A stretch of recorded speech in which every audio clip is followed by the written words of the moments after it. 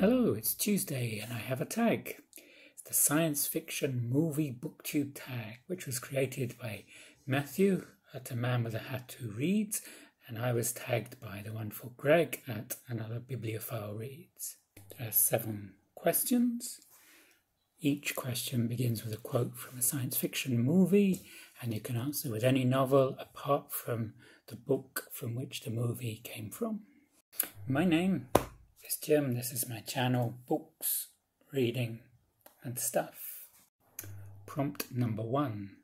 Welcome to Earth. A quote from Independence Day, the film with Tom Cruise. A novel about an alien invasion.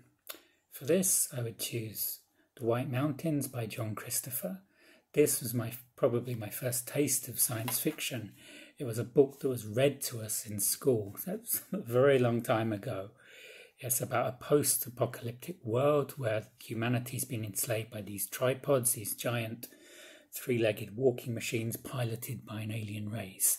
Now I think it would be derivative of War of the Worlds, but I wasn't familiar with War of the Worlds at the time, and I loved listening to this novel when our teacher was reading it to us.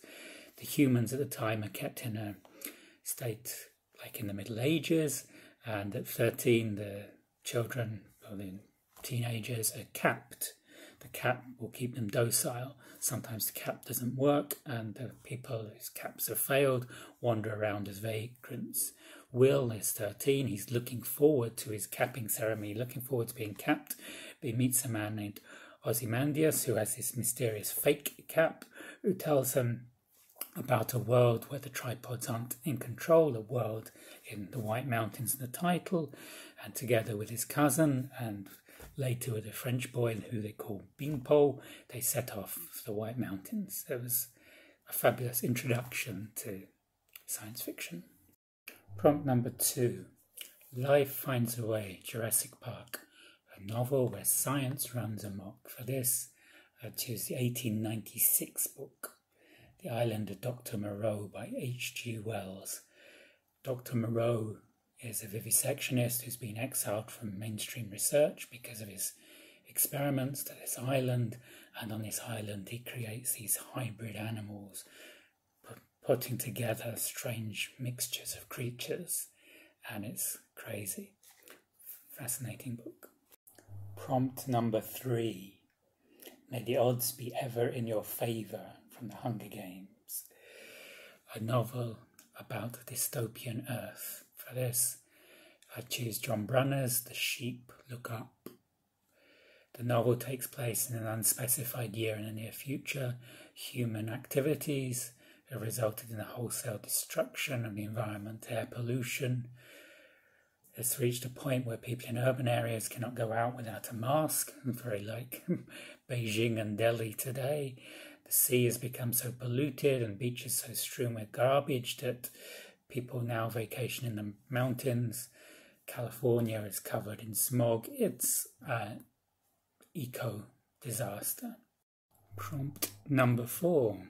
These aren't the droids you are looking for, from Star Wars. A book about robots. I'll go for the classic I, Robot by Isaac Asimov. This is a collection of short stories put into one book, and there were some other ones after it, like The Rest of the Robots, and they revolved around these 3 laws of robotics. First law, a robot may not injure a human being or through inaction allow a human being to come to harm. Second law, a robot must obey the orders given it by a human being, except where such orders would conflict with the first law. Third law, a robot must protect its own existence as long as such protection does not conflict with the first 2 laws. Prompt 5. Klaatu, barada, nikto, From the Day the Earth Stood Still, a novel where immortality or resurrection plays a part. For this, not so much a novel, but more of a TV series, but there have been some novelizations. This guy, Doctor Who, several incarnations, Matt Smith, Peter Davidson, the actors, but throughout the series there'll be a time when the actors change over. One actor plays the Doctor dying and then he regenerates in a different form.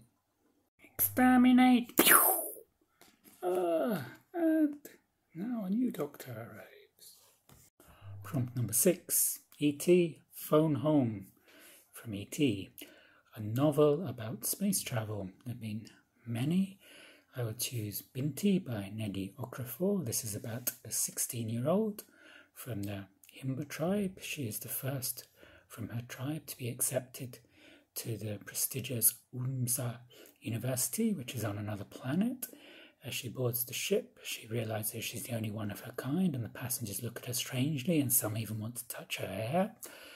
Her hair is adorned in this red mud called Otize, like the Namibian tribespeople. It's a very imaginative story, and when the ship encounters a hostile alien race, she needs to rely on her wits and her Otize to save the day. Prompt 7. I will be back. The Terminator. A novel about time travel. This isn't a novel, it's a short story, a Devon Pixie from the collection Fabled Passages by Booktube's own Margaret Pinard. It's about a tourist travelling in Devon who comes across a 17th century time traveller. And the time traveller is a reluctant time traveller. She followed a will-o'-the-wisp and suddenly finds herself in 21st century Devon. And this guy's driving along in his horseless carriage, and for her, he's like a magician. It's an interesting short story. The juxtaposition between an 18th century peasant girl and a 21st century tourist, and their interplay. Finally, who do I tag? I'll tag the 3 heavy hitters in this corner of Booktube because they've all read some science fiction.